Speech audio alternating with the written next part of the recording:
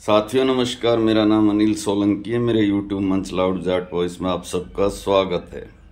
साथियों, मैं एक दिन हरियाणा रोडवेज की बस के अंदर सफ़र कर रहा था तो मेरी सीट पर बगल में एक ताऊ जी बैठे हुए थे जिनकी उम्र तकरीबन 85-90 साल के आसपास रही होगी।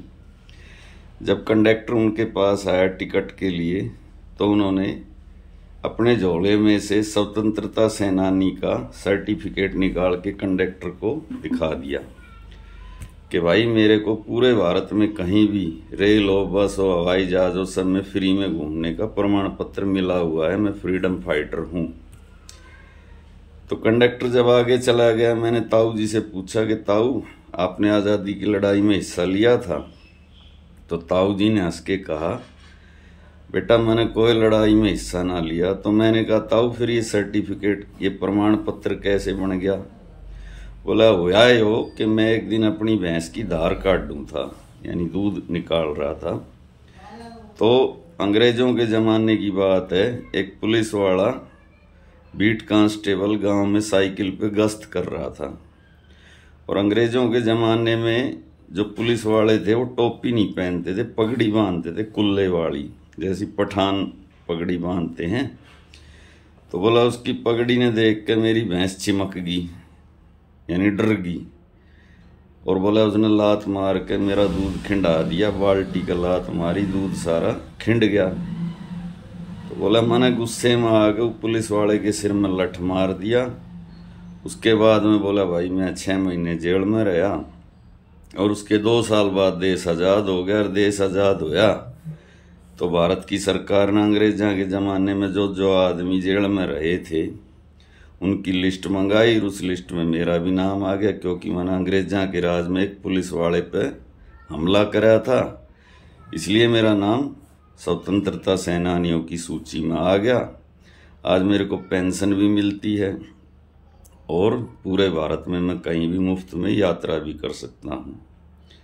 इसके अलावा जब मैं मरूंगा तो गांव की फिरनी पे मेरे नाम का बोर्ड भी लग जाएगा। तो ये तो हुई एक बात, फर्जी स्वतंत्रता सेनानियों की पेंशन हमारे देश में ऐसे बहुत सारे लोग ले रहे हैं। ऐसे ही हमारे देश में आज की डेट में बहुत सारे फर्जी गोरक्षक बने घूम रहे हैं। बाकायदा उनकी पुलिस के अफसरों के साथ हफ्ते में एक बार मीटिंग होती है। इसके अलावा उनको हथियार रखने का लाइसेंस मिलता है। रात को वो हाईवे पे गश्त करते हैं। पुलिस के पैरेलल उन्होंने अपनी प्राइवेट आर्मी बना रखी है तथा उनको ये हक भी मिला हुआ है कि जिस मर्जी को पकड़ के रोक के मार दें, पीट दें, कुछ भी कर दें सरकार के संरक्षण में। अगर कोई आदमी अपने पालने के लिए भी गाय लेके जा रहा है उस पर भी हमला वो कर सकते हैं क्योंकि उनको कानून का पूरा संरक्षण प्राप्त है। लेकिन मैं आज आपको एक ऐसे असली गोरक्षक की कहानी बताऊंगा जिसको सरकार का संरक्षण नहीं था बल्कि सरकार ने उसकी गिरफ्तारी पर उस जमाने में, मैं ये बात कर रहा हूँ 1930 के आसपास की, उस जमाने में 5,000 रुपये का इनाम भी था। और उस व्यक्ति ने एक दो नहीं, ऑफिशियल यानी स्लॉटर हाउस जिसको कसाई खाना कहते हैं, जिनको सरकार से लाइसेंस मिला हुआ था, ऐसे 17 हत्थे तोड़े थे और सैकड़ों कसाईयों की हत्या भी करी थी। और अनऑफिशियल तो उसने सैकड़ों हत्थे तोड़े थे जो बिना लाइसेंस वाले थे। तथा एक ऐसे आदमी को भी मारा था जिसने एक गाय के जाए को, जिसको खागड़ कहते हैं, कहीं पर आकल कह देते हैं, हमारी तरफ दिल्ली में बिजार कह देते हैं, उसकी लाठी मार कर हत्या करी थी तथा उसका मांस पकाकर खाया था, उसको हलाल करके। उस आदमी का नाम था कांसू रांगड़। उसकी हत्या भी हरफूल जाट ने, जी हाँ मैं हरफूल जाट जुलाने वाले की बात कर रहा हूँ, हरफूल जाट जुलाने वाले ने उस कांसू रांगड़ की हत्या भी उसको चैलेंज दे के की थी और ये कह के की थी कि पहला बार तू कर ले, उसके बाद मेरा नंबर आएगा। तो आज के वीडियो में मैं आपको ये पूरी स्टोरी, सच्ची कहानी बताऊंगा।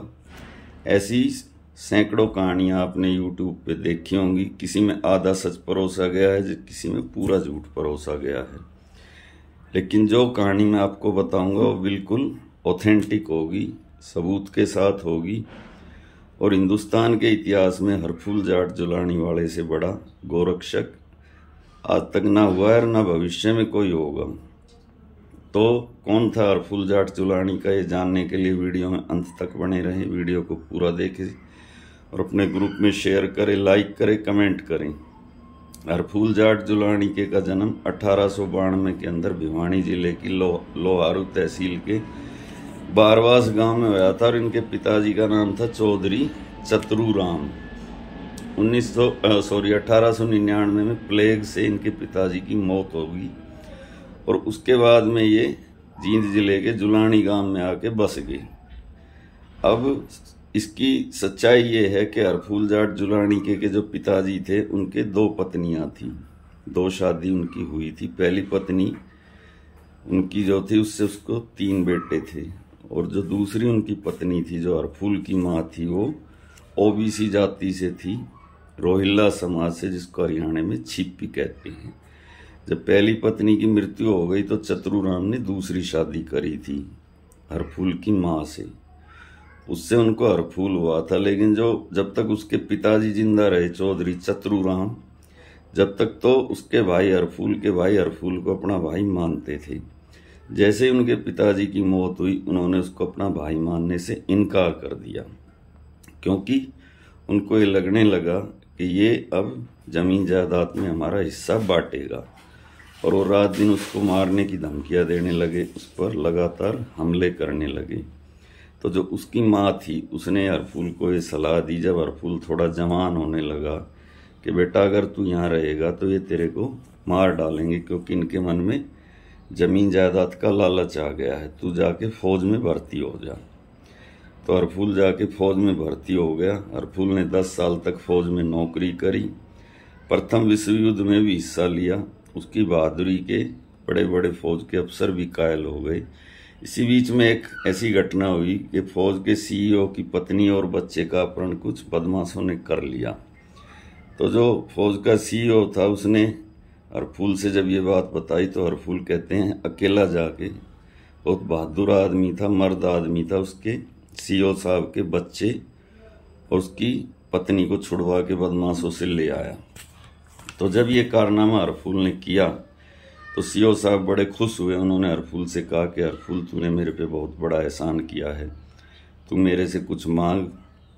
तो हरफूल ने उससे एक ही बात कही थी कि साहब मेरे अंदर दिल में बहुत बड़ा दर्द है, मेरे भाइयों ने मेरा हक मार रखा है, वो मेरी माँ को गाली देते हैं, मेरा अपमान करते हैं।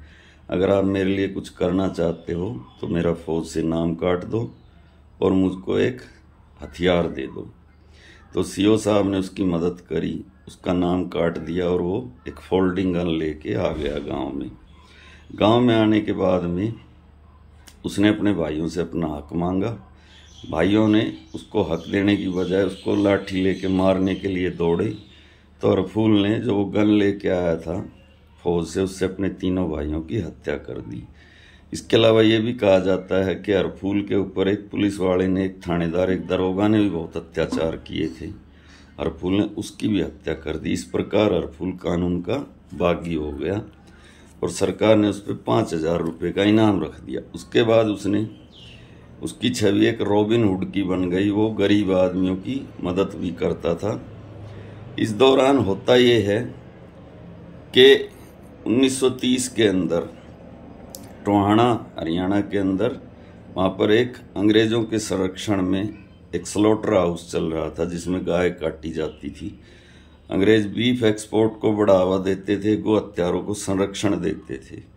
तो वहाँ पर नैन खाप 52 गाँव की थी। उसने कई बार उस हत्थे को तोड़ने की कोशिश की, लेकिन क्योंकि उसको सरकार का संरक्षण मिला हुआ था इसलिए हमेशा नैन खाप वहाँ पे कामयाब नहीं हो पाती थी। जब भी वो हत्था तोड़ने जाती तो कसाई उन पर हावी हो जाते थे, क्योंकि पुलिस का भी साथ कसाईयों को मिलता था।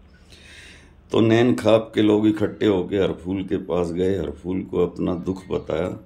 तो बताते हैं कि हरफूल ने जाकर 23 जुलाई 1930 को टोहाना का हत्था तोड़ा था पहली बार, सैकड़ों कसाईयों की हत्या की थी तथा गायों को आज़ाद करवाया था। तब नैन खाप ने हरफूल को 1.25 शेर की उपाधि दी थी। उसके बाद तो कसाईयों के अंदर हरफूल का ऐसा खौफ पैदा हो गया कि हरफूल का नाम सुनते ही कसाई भाग जाते थे। उसके बाद हरफूल ने बताते हैं जींद, नरवाना, गोहाना, टोहाना, रोहतक में 17 ऑफिशियल हत्थे तोड़े जो सरकार से लाइसेंस शुदा थे, और अनऑफिशियल तो सैकड़ों हत्थे उसने तोड़े। तो इस प्रकार से हरफूल एक महान गोरक्षक कहलाया। और 17 जुलाई 1936 को कहते हैं किसी ने मुखबिरी करके हरफूल को गिरफ्तार करवा दिया था। 27 जुलाई 1936 को पंजाब की फिरोजपुर जेल में हरफूल को फांसी की सजा दी गई तथा उनका जो शव था यानी उनकी लाश थी उसका अंतिम संस्कार भी उसके परिवार को नहीं करने दिया गया, उसको सतलुज नदी में बहा दिया गया। ये हरफूल की कहानी हुई। एक दूसरी कहानी जो कही जाती है कांसूरांगड़ के साथ हरफूल जाट की क्या दुश्मनी थी। हरफूल जाट ने कांसूरांगड़ को मारा था, इसके बारे में भी हजारों बातें कही जाती हैं, झूठी ज़्यादा हैं, सच्ची कम है। कांसूरांगड़ जो था वो माल सिवाना गांव जो पड़ता है जींद के अंदर, उस गांव का रहने वाला एक रांगड़ था, यानी मुस्लिम राजपूत था। कद काठी में बहुत लंबा तगड़ा आदमी था और बड़ा ही दबंग और हेकड़ा आदमी था। आसपास के गांव के लोग उससे डरते थे, उसकी कद काठी और दबंगई और उसका जो हेकड़पना था उससे। तो उस कांसूरांगड़ ने एक खागड़ को मार दिया था लाठी से, क्योंकि वो खागड़ उसके खेत के अंदर घुस गया था।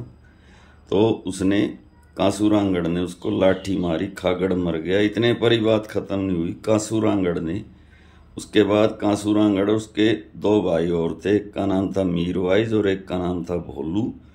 उन्होंने उस खागड़ को हलाल किया, उसका मीट बना के पका के खा गए। जब ये बात पंचायत को पता चली तो 10-12 गांव की पंचायत इकट्ठी होकर गई। ये जो खागड़ था ये गंगाना गांव का खागड़ था। गंगाना और माल सिवाना आसपास के गांव थे। गंगाना गांव जाटों का गांव था और माल सिवाना में रांगड़ होते थे। तो कांसूरांगड़ ने उनको ये कहा मैंने मार दिया, खागड़ को मार दिया और उसकी 13 मी के चावल और खा जाना, ये घमंड की बात कही। उसके बाद बताते 12 गांव की पंचायत हरफूल जाट के पास गई मदद के लिए। हरफूल जाट ने उनसे कहा कि ठीक है मैं जाऊंगा 13 मी के चावल खाने के लिए। जिस दिन खागड़ की 13 मी थी हरफूल गया। वो तीनों भाई अपने खेत में थे, अपने ट्यूबवेल कुएं पे थे। हरफूल सीधा गया उनके पास। तीनों भाई लंबे तगड़े 6.5 फुट के, और हरफूल साधारण कद काठी का आदमी था। 5 फुट 5 इंच उसकी हाइट थी, लेकिन मर्द आदमी था। तो हरफूल ने जाके उनको ये कहा था कि मैं आया हूँ खागड़ की 13 मी के चावल खाने के लिए। तुम तीनों भाइयों को पहला चैलेंज है कि तुम पहला हमला करो, पहला हमला मैं नहीं करूँगा तुम्हारे ऊपर।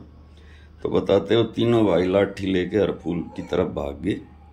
उन्होंने लाठी से हमला हरफूल पे किया। हरफूल के अंदर बहुत फुर्ती थी, उसने फुर्ती से उनके वारों को बचाया और उसके बाद में अपनी जो वो रखता था हथियार अपने पास, जो रिवाल्वर रखता था, उससे उन तीनों भाइयों की उसने हत्या कर दी थी, जिनके नाम थे कांसूरांगड़, भोलू और मीरवाइज। तो ये किस्सा है कांसूरांगड़ और हरफूल जाट जुलानिके की दुश्मनी का। आज भी लोग इस पे वीडियो बनाते हैं, कोई पाकिस्तान से वीडियो डालता है, कोई हिंदुस्तान से वीडियो डालता है, लेकिन सच्चाई यही है जो मैंने आपको बताई है।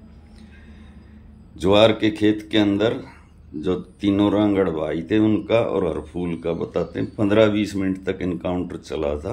वो लाठी से वार करते रहे, हरफूल उनके वार बचाता रहा। उसके बाद हरफूल ने अपनी रिवाल्वर से उन तीनों भाइयों की हत्या की थी।